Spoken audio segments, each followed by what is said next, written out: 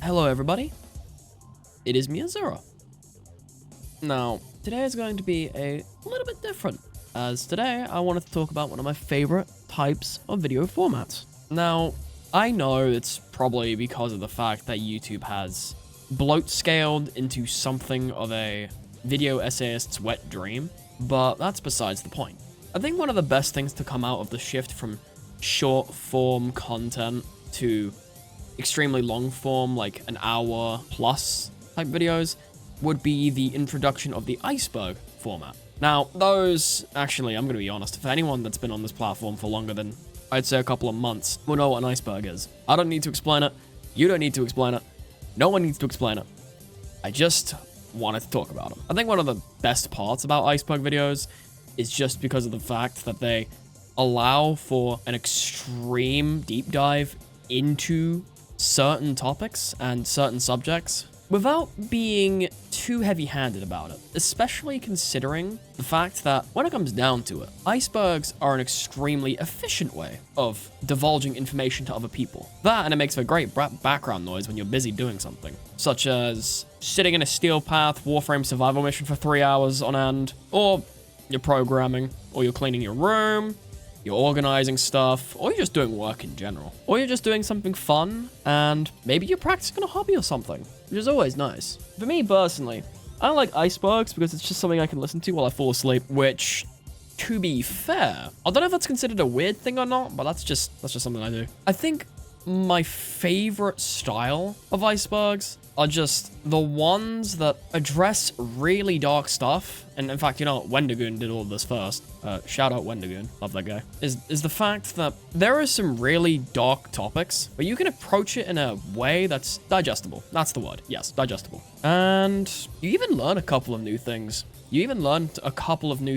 If you are like some contrarian or someone who likes amassing a large amount of knowledge, icebergs make for a great guideline to look at certain topics, and if you choose to, you can dive deep into them yourselves. It's sort of like me with Warframe. That's besides the point. I think the only problem I have with icebergs is that it's a massive undertaking when you want to pinpoint a specific part of a topic, but you have to comb through so much stuff. I wouldn't really know.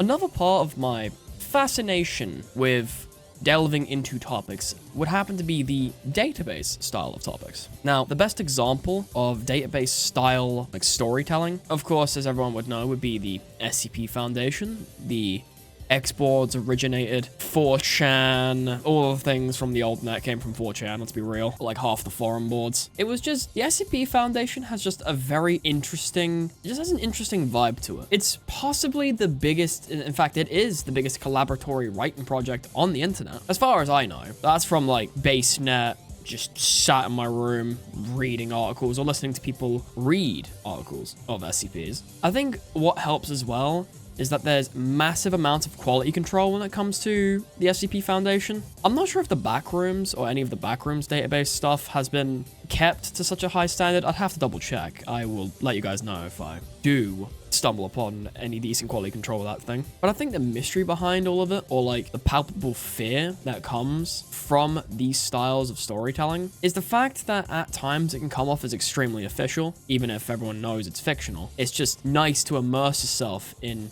a very creative form of storytelling. That and the SCP Foundation is like baby's first introduction to collaborative horror writing. I know that some of us have probably written up a couple of cringy things here and there. I know I'm definitely guilty of that. It's just interesting to think about. In fact, since I mentioned forums, whatever happened to forums? Forums are just something that I know I was probably a bit too young to experience them, but when I first hopped onto the internet, all I was ever really doing was just playing those Flash games from those websites before, you know, Adobe decided to take Flash out back and fucking shoot it, but that is what it is. But I think forums were just interesting. Forums were just a very interesting way of conversation, and I think it just, that's like a more of a critique on how the broader, more centralized social media centric internet is. But there was a forum for everything. Hopefully, when search engine optimization and stuff, and especially the AI tech bros that are probably too busy scamming people out of their money, eventually get their heads out of their asses,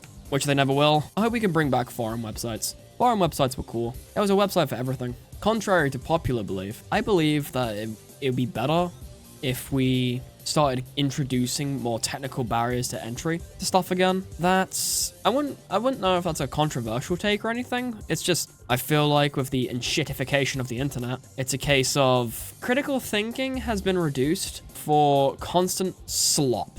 I'm pulling research stuff. I'm just rambling here again, so don't worry about it. And I think ultimately it boils down to one of two things. We either get our heads out of our asses, or we don't.